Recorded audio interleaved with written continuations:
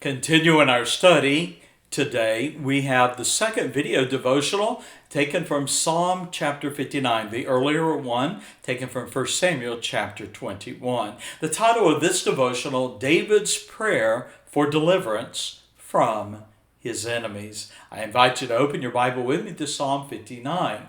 Well, we know with his wife's help, David escaped King Saul, and he found Samuel at Ramah. 1 Samuel chapter 19. He and Samuel then moved and lived in Naoth for a season. However, in 1 Samuel 21, David was forced to flee Israel altogether, and he sought territory, or safety rather, in the territory of the Philistines, as we've seen in 1 Samuel chapter 21. Well, consider then with me, in Psalm 59, we have recorded David's prayer for God to deliver him from his enemies. Notice the first 7 verses. Psalm 59 then chronicles David's prayers, thoughts, and meditations during his escape from King Saul. Now, this psalm offers a vivid glimpse into the soul of a man who has been treated unjustly. Though faithful to the king, David's service was met with curses and even a plot to kill him. The soldiers David once led into battle against the Philistines had now been ordered by King Saul to pursue and kill him. Amid his sorrows and bitter disappointments, David turned to the one who offered him hope and comfort. And we read in verse 1 of Psalm 59 that he prayed to the Lord, "Deliver me from mine enemies, O my God.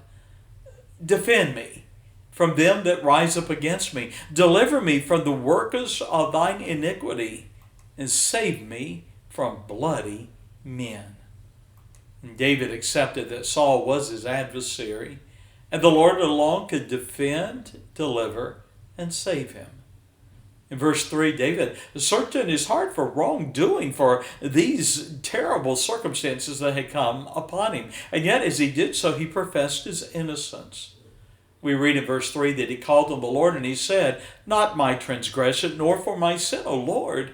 They, his enemies, Saul, and those who pursued him, run and prepare themselves without my fault.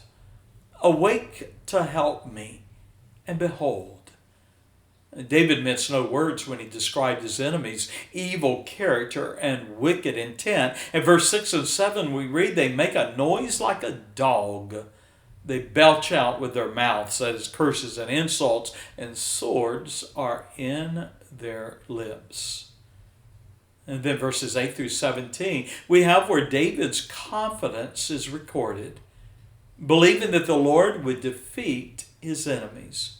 So David called on the Lord to avenge, protect, and deliver him from his enemy's plot to kill him. He expressed confidence that the Lord hears and answers prayer.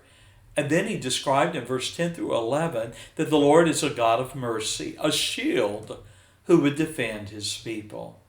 And although his enemies gathered like a pack of ravenous dogs, as described in verses 14 and 15, David trusted in the Lord. And we read in verse 16 and 17, "I will sing of thy power. Yea, I will sing aloud of thy mercy in the morning. For thou hast been my defense and refuge in the day of my trouble." Verse 17, "Unto thee, O my strength, will I sing. For God is my defense and the God of my mercy." You know, my friend, you cannot know what tomorrow will bring, but you can be sure that the Lord is always with you. Perhaps you're facing an enemy who attacks you, and when you search your heart to find no sin that provoked the assault, you join David in a song of faith and thankfulness in verse 17. Praise and trust that the Lord is your defense and the God of mercy. Wow, what a wonderful inspiration we have from David, who has shown by some of his responses that he was a man frail like you and I, prone to be fearful, prone to flee, and yet trusting in the Lord. May you, whatever your state is right now, put your faith and trust in the Lord. He is God and a God of mercy. God bless. Thank you for being a part of our study. Bye-bye.